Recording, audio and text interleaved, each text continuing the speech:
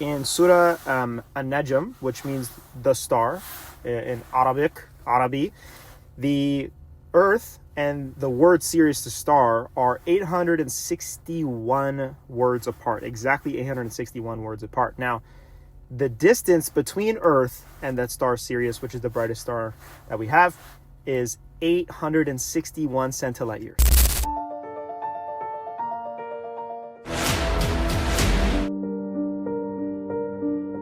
People love to call creation random, as if the universe just stumbled into perfection by accident. How convenient. But the deeper you look, the more the numbers start speaking, and they speak with impossible precision. In Surah Fusilat 41:53, Allah promises to show His signs in the horizons and within ourselves until the truth becomes undeniable.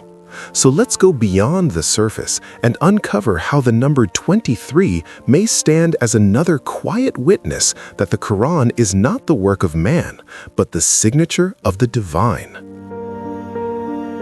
All right, I'm going to prove in less than 60 seconds that Islam is the one true religion and why you should follow it. So keep in mind everything I'm about to say, this was revealed over 1400 years ago.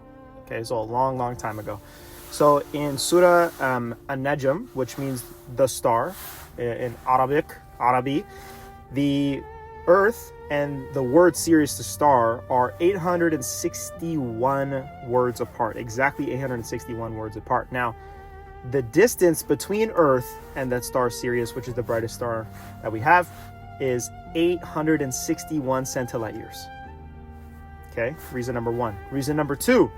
The word man and the word women are both mentioned 23 times. We have 23 chromosomes. Okay, I did not know that 1400 years ago. And then last but not least, okay, the word land is mentioned 13 times and the word sea is mentioned 32 times. So when you divide those numbers, that's 29% land, 71% sea, 71% water. So if you think about it, there is zero chance that 1400 years ago, the Prophet Muhammad, may peace be upon him, would have been able to accurately guess these things or know these things. So the only way that he knew them is because of Allah. So alhamdulillah, for Islam, something you should look into. If you're curious about it, drop a comment, DM me. There's a lot of people going crazy in the comments on my last couple videos debating. So let's get some debates going this time, because this is something you can't debate against. And here lies the beauty of it. The perfect balance of the word count for male and female, 23 each, does not feel like coincidence.